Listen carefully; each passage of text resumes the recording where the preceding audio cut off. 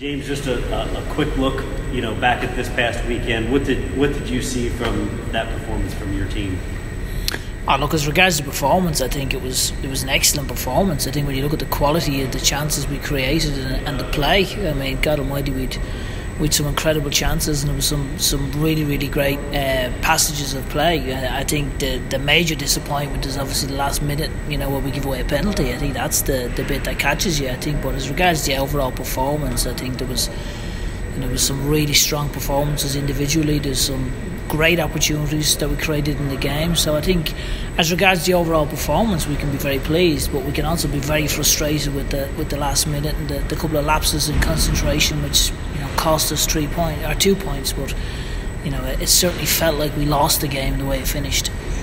With the way that the season is so long, yeah, as a coach, you're always looking for perfection, or at least striving for it. Mm-hmm. Do you sometimes have to understand that maybe things like this will happen from time to time during the course of the season? Oh yeah, and look, that's the biggest thing. I think when you're dealing with such a great group of guys, you have to manage the situation correctly. Because the easy thing to do is to come in and say, okay lads, look, we've been crap today, we have done this, and not show an emotional response based on what's happened. I think that's something that we try not to do.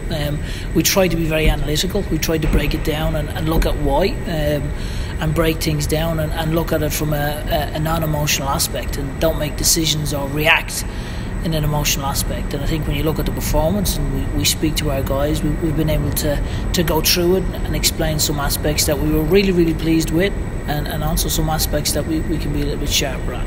Just talk a little bit about Bethlehem. Bethlehem coming in this Saturday, here to Slugger. What kind of team do they have? They're an interesting team. I mean, I've got a lot of respect for Brendan. He's done a great job. They obviously made the playoffs last year as well. Some really good young players. The challenge when you play Bethlehem is, and obviously for Brendan, first and foremost, is he's never quite sure what players he's going to have available. So for us then to try and figure out which players he's going to have is really, really hard. So I think as regards trying to find out their personnel or get an understanding of personnel, we're never quite sure when we play Bethlehem, because I think historically he's had pretty much a different team every week. For him, it must be really, really hard to manage. You've mentioned that a few times this season, which some of your opponents, I think even going into the Atlanta game last week, I think you mentioned something along those lines. Yeah. As a guy who loves to prepare, how difficult is that for you to kind of manage? Yeah, I mean, it's hard. I mean, I think when you look at the MLS2 teams in particular, they've got dual roster players. Are they going to play them? Are they going to keep them with the first team? And then have they got academy players that are eligible? So it becomes a challenge. But I think for us, we're used to sort of preparing for games like that now. I think you try to focus on what you can control. We've no ability to control who they choose to play or what players are available. What we need to do is to make sure our guys have a good training week, the training load is correct, and that also we have a good understanding of what their overall philosophy is and what they're trying to do, and then how are we doing with our philosophy. Are we able to implement our philosophy, and our guys, do they have good understanding of what we're trying to do? You've spoken so much about the professionalism of your players, and the atmosphere here on a Saturday night is off the charts. Yeah. Is there a difference? Do you see a difference in their play, home opposed to away? I think the great thing about playing in front of our supporters is the passion that they bring and the noise. I think that's really, really it can become a very intimidating place for the opposition, which I think is really important. As regards the way we play, I think we play best on a bigger field because of how we like to play. So in 2020, that's when we'll have the best of both worlds, because we'll have the field that we want with the supporters that we want in the stadium that we want. So that's what we're really excited about. I think at the moment we've got the supporters, which we love playing in front of them, but then as regards to field size, we would like to play in a bigger field, but we don't moan about it, we just get on with it, and I think for us we feel privileged that we're able to play in front of such passionate supporters, and we want to give our best, and we want to make sure that we make the city proud, and we continually try to do that. On the back of that, this is your last home game in April, last home game until May 19, and your second last home game until June 16. So the homestand is now rearing its ugly head, hitting the road. Have you emphasized that much to your guys? No, you're educating me as you're talking, because I'm looking at Bethlehem Steel. So my focus is on Bethlehem, really and truly. I mean, I think for us, listen, we want to try and win, whether we're at home or whether we're away. So for us, it's the next game, which is Bethlehem. And after Bethlehem, we look to the next one, which will be Indy. But after that, no, it's our whole process is. At this stage, it's ingrained amongst everybody. We play on a Saturday, we go through a process, start on Monday, and we go right the way through.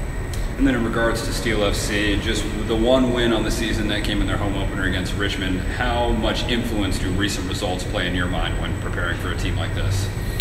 Well, we'll watch their games. I think the challenge for Bethlehem, as I say, is which personnel are they going to bring. I know the first team obviously played DC United.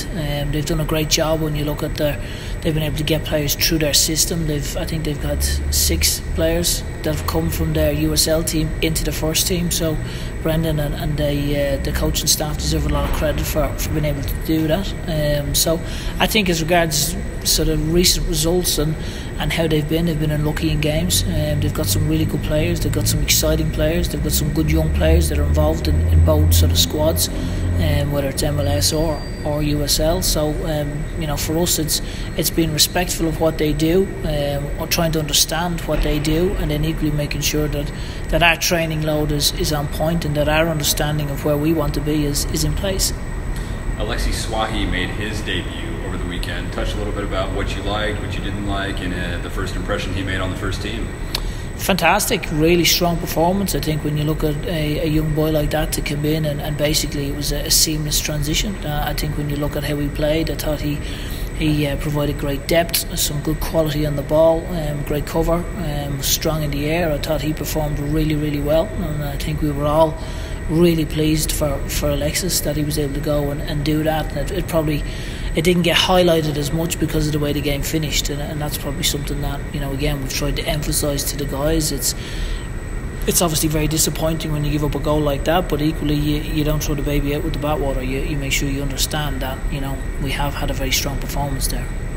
And then finally, any team news? I know you've been without Pat McMahon. Luke Spencer's been recovering from some slight niggles. So any update on injury? Still managing all that, to be honest. I mean, George was very unlucky not to start. We erred on the side of caution, and obviously he a bit of hamstring stiffness.